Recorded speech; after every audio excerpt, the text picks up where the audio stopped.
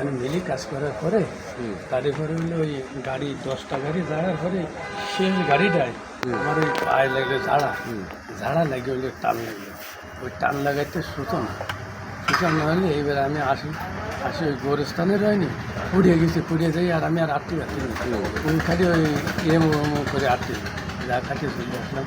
খাটিয়ে চলে আসার পরে তারপরে আমি করছি কি যে আমি এইরকম আমি আটতেও পারছি, বর্ষাও যদি হয় তারপরে আমার আটে আস্তে আস্তে এইরকম অবস্থা হয়ে গেছে। কেন এটা আমি বুঝতে পারলাম না। কোথাও কি ও তুমি মেলা খালি খাটো, রাত দিন 24 ঘন্টা খাটো, তাই বলে না আমাদের মধ্যে তো এইরকম তো হয় না, এইভাবে হয়েছে।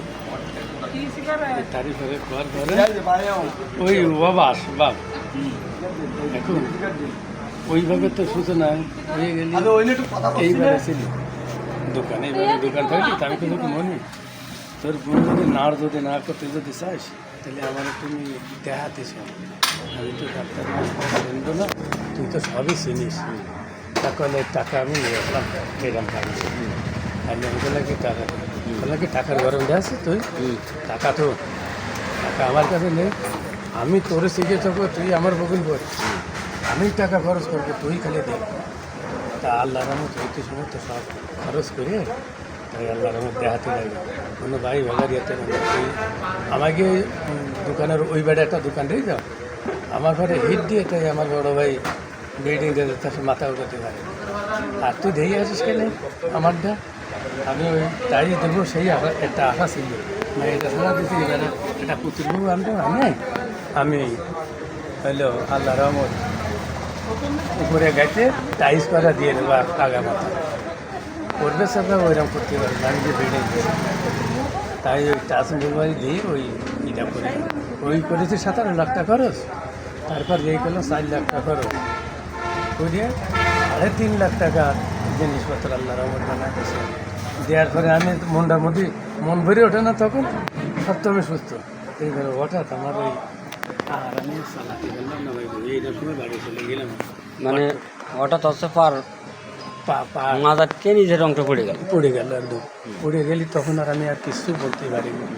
তখন এক মুরব্বী আমার পারলে কি বাবা দেই, আমি লোকটা ভালো 80 বছরের মতো হয়ে গেছে, তাড়াতাড়ি গাড়ি সে গাড়ি সব গাড়ি চালাচ্ছে, গাড়িটা তুই আমার আলেম ডাক্তারকে আমি নিয়ে ফেলে কমে যাবে, আমি খেলাম এমনি যাবা না, তাই অমনি ফলে তাহলে মেন রাস্তা দিয়ে যাই না, তুমি এমনি গাড়ি চলে যাও, তোমার টাকার দরকার নেই, আমি যদি আল্লাহ যদি বাসা যায় তুমি সবই জান পারবা। ওই সেই পড়াতে পড়ায় কয় বছর বিছানা ছিলি? তো আমি 3 বছর আর এর মানে 7 বছর মোট 7 বছর তো জ্বলেছি, মানে 7 বছর 4 বছর জ্বলেছি, করেছি কাজ করেছি হ্যান ত্যান করেছি, কিন্তু জ্বালা কমতে যায় না। কিন্তু এই 3 বছরে আমি মানে এই 3 বছর একবার বিছানায় ফেলায়। হ্যাঁ যাক আল্লাহ রহমত আমার এই নি আসার পরে আল্লাহ রহমত তোর এই মানে নিজে আটকে পারতেছি, নিজে চলতে পারতেছি, নিজে বাথরুমে যেতে পারতেছি, বাথরুমটা এই যে আমি যে তেল পানি দিলাম, এই যে তোর সমস্ত ফাঁসায় বড় বড় গাছ ছিল, সেই গাছ হারিয়ে গেছে। হ্যাঁ আল্লাহ রহমত আপনারা দেখালাম না, দেখে যাচ্ছে গাছ হারিয়ে গেছে, পা ছিল এই যে গাছ ছিল, আল্লাহ রহমত মাফ করেছে, সব গেছে আল্লাহ রহমত, এনকে ডাব গেছে, এই সমস্ত সব গেছে, এই জায়গাটায় গা লাগতো তাও সারাটাও গেছে, আল্লাহ রহমত মাফ হয়ে আল্লাহ সমস্ত সবগুলো আল্লাহ মাফ করে গেছে। তবে যাক তুমি সুস্থ থাও, আল্লাহ কবুল করে নিক মালিক। আর তুমি নামাজ পড়বা, নামাজ পড়তে।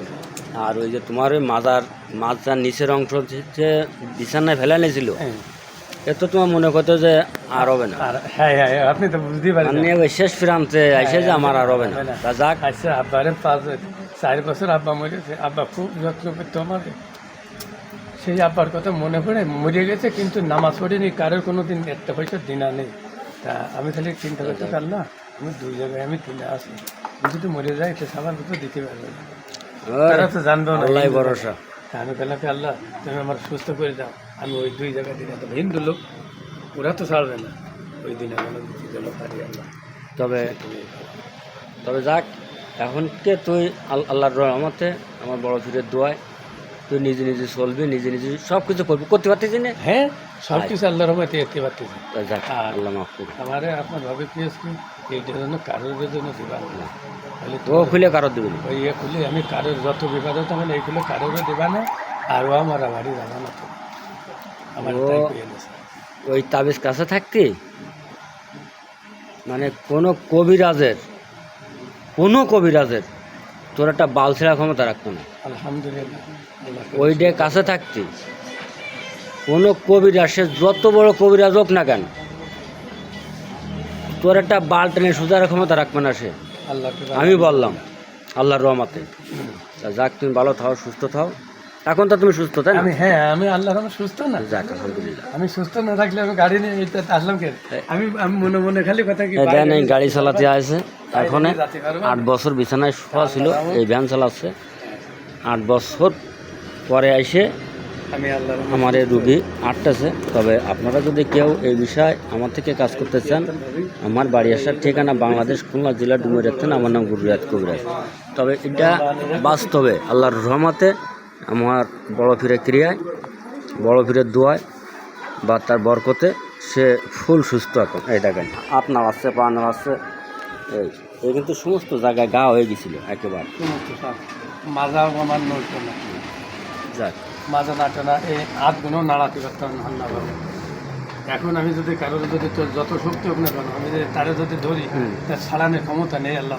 যাক, যাক, আলহামদুলিল্লাহ। আমি যদি হাত যদি ধরি, এই হাত যদি ছাড়াবে এমন শক্তি কারণ নেই। যাক, আল্লাহ মাফ করুন। এই কালে এসে আল্লাহ যাক, আমার বল এসে গেছে আমার। যাক, যাক, আলহামদুলিল্লাহ। আল্লাহ তোমার সুস্থ করো।